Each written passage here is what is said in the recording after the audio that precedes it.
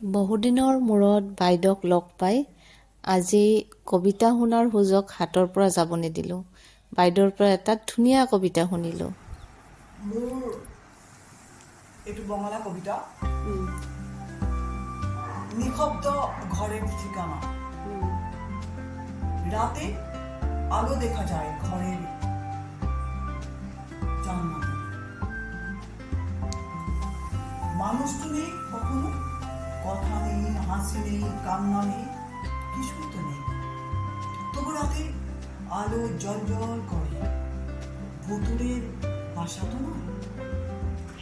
কেউ আসে না, কাউকে দেখা যায় না, ঘর থেকে বাইরে যাওয়া।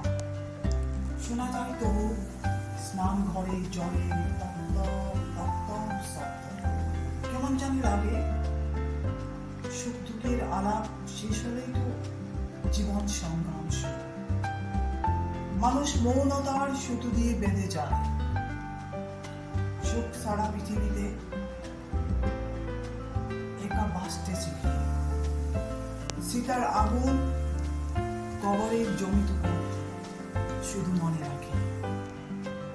বন্ধু ছাড়া, প্রেম ছাড়া, পরিবার ছাড়া এক অন্য জীবন। মানুষের বাড়িটা এখন শুধু ভুতুড়ের বাড়ি। নিঃসঙ্গতার সঙ্গে লড়াই করতে করতে খুঁজে বেড়ায় নতুন করে নিঃসঙ্গ